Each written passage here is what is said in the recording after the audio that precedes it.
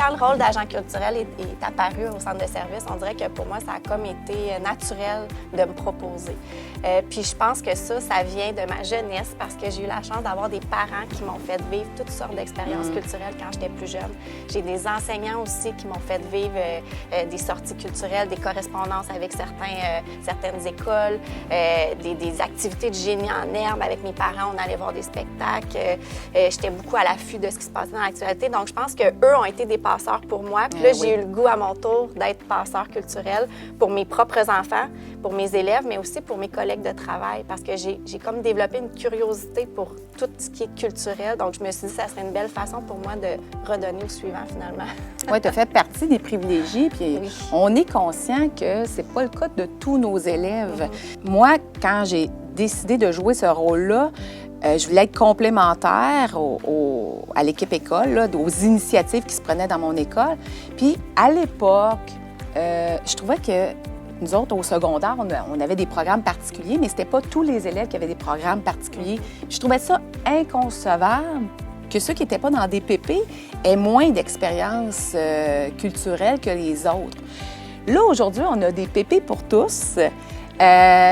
Toutefois, je tiens encore à mon rôle parce que je trouve ça important que nos élèves d'une même cohorte aient une petite portion là, de bagage culturel commun. Je trouve que ça tisse des liens ensemble. C'est ça le rôle de la culture, d'unir. Donc, ça leur permet des échanges entre eux. Des échanges en eux, peu importe. Des échanges aussi avec leur famille par la suite, tout ça. Donc, absolument. Alors, peu importe le PP auquel ils appartiennent, ils peuvent en parler ensemble.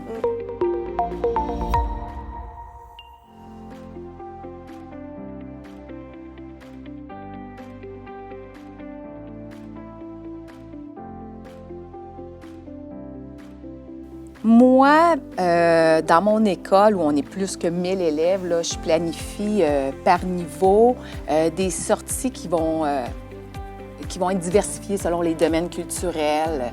Donc, je veux qu'ils voient vraiment une variété, qu'ils vivent une variété d'expériences.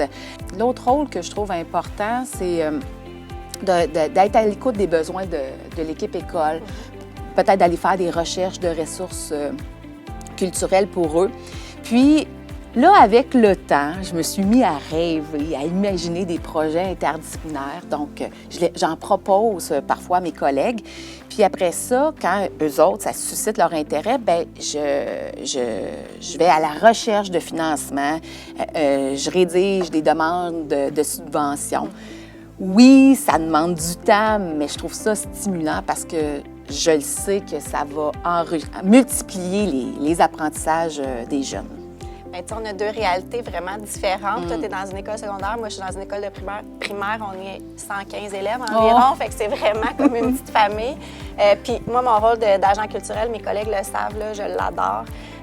Dans le fond, là, c'est vraiment de trouver les activités un peu, puis les sorties culturelles qu'on va faire. Souvent, on les fait toute l'école ensemble. Donc, j'essaie de faire une planification sur 5-6 ans pour que les enfants, au final, vivent le plus d'activités différentes, variées, le plus d'expériences culturelles variées, mais que mes collègues aussi vivent des expériences variées parce que veux pas, si à chaque année, on refait toujours la même chose, mais même nous, en tant qu'adultes, de pouvoir vivre d'autres choses différentes sur plusieurs années, je trouvais ça intéressant.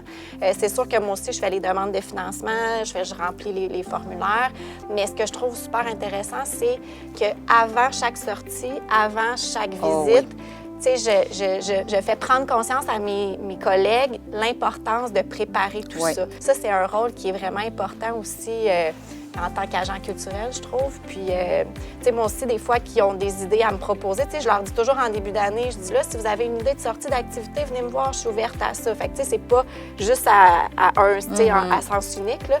Donc, j'essaie aussi là, de varier. Puis, autant scientifique, sportif, le théâtre, tout ça. Donc, d'essayer de ratisser large là, au niveau des activités là, proposées. Oui. Puis, là, on gère souvent de l'argent pour des sorties, mais moi, mon rôle, là, j'aimerais ça le voir évoluer, là, de manière à montrer aux profs là, que même si on n'a pas d'argent, on peut faire vivre des petites expériences dans notre classe, là. J'aimerais ça les aider à choisir leur repère culturel signifiant, là, puis dire comment comment on pourrait développer ça, donner du sens, faire des liens entre la culture du jeune puis ce que tu veux leur transmettre là, comme nouvelles connaissances. Donc, moi, c'est là j'aimerais avoir du temps, puis ce défi-là m'intéresserait aussi. Puis, tu sais, je pense que peut-être justement d'avoir un réseau entre les agents culturels pour Tellement échanger une bonne idée. sur les activités qui ont été gagnantes, les ressources qui ont été appréciées de nos élèves, tout ça. Tu sais, je pense que ça aiderait justement peut-être à avoir notre rôle un peu moins tu sais, exigeant. Mais aussi, moi aussi, j'avais en tête un peu peut-être de créer des projets clés en main, justement, qui ne demandent pas nécessairement de financement, mais qu'on peut vivre puis faire rayonner la culture à travers nos écoles. Fait que, tu sais, ça, je pense que ça serait une belle continuité, justement, pour faire évoluer le rôle d'agent culturel. Vraiment. Ouais.